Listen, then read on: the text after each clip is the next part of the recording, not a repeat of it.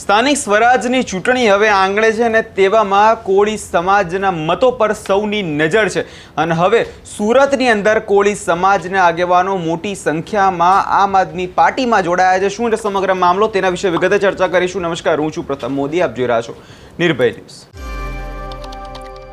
ગુજરાતમાં છેલ્લા કેટલાય સમયથી ચૂંટણી લઈને ચર્ચાઓ થઈ રહી છે અને તેવામાં એક વર્ગ ખાસ કરીને કોળી સમાજનો, જેને લઈને છેલ્લા કેટલાય સમયથી વાતો જે છે વહેતી થઈ છે અને તેવામાં ગઈકાલે કોળી સમાજના આગેવાન રાજુ સોલંકી અને બ્રિજા સોલંકીની આગેવાનીમાં એક સભાનું આયોજન કરવામાં આવ્યું હતું અને તે સભાની અંદર મોટી સંખ્યામાં કોળી સમાજના આગેવાનો જે છે હવે આમ આદમી પાર્ટીમાં જોડાયા છે।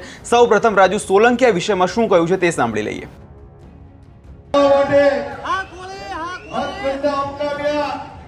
ષડયંત્રો રચ્યા આ સભાની લઈ આજની સભામાં એનાથી 10 ગણું પબ્લિક આજે ઉપસ્થિત છે, ત્યારે બંને હાથ ઉપર કરી મુઠ્ઠી વાળી ભારત માતા કી જય, ભારત માતા કી જય। મિત્રો, હજી બરાબર અવાજ આવતો નથી। હર્ષંઘવી સુરતમાં જ રહે છે ને, એના ઘર સુધી એને ખબર પડવી જોઈએ કે આમ આદમી પાર્ટીની સભા ચાલુ છે અને બ્રિજરાજભાઈ સોલંકી આ સભામાં આવી ગયા છે। બોલો ભારત માતા કી જય, ભારત માતા કી જય। વંદે વંદે લડેંગે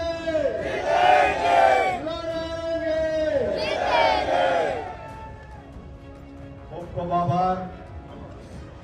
આજની સભામાં ખૂબ જ મોટી સંખ્યામાં યુવાનો, વડીલો, માતાઓ, બહેનો અહીં ઉપસ્થિત છે।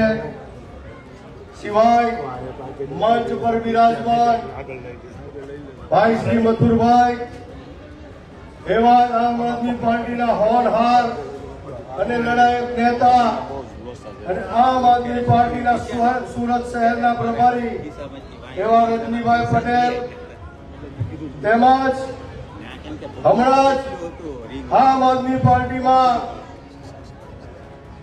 જે જોડાયા છે એવા કોળી સમાજના આગેવાન ભાઈ શ્રી વિશાલભાઈ ચાવડા, ભાઈ શ્રી ચેતનભાઈ બારૈયા,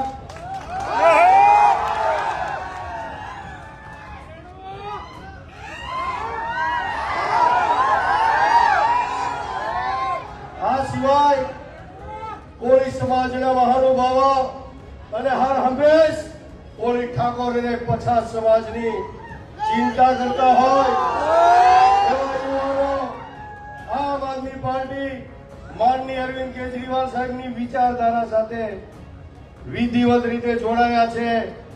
તે તમામને આ તકે હું ખૂબ ખૂબ શુભકામના પાઠવું છું, આવકારું છું, અભિનંદન પાઠવું છું અને આવનારા દિવસોમાં આમ આદમી પાર્ટીની વિચારધારા સાથે પછાત, ગરીબ, મધ્યમ વર્ગ, દબાયેલા, કચડાયેલા, પીડિત લોકોનું જતન કરવા માટે, એનું રક્ષણ કરવા માટે, એની પડખે ઊભા રહેવા માટે હર હંમેશ આમ આદમી પાર્ટીને સાથે રાખી અને હર હંમેશ કામ કરે એવી શુભકામના।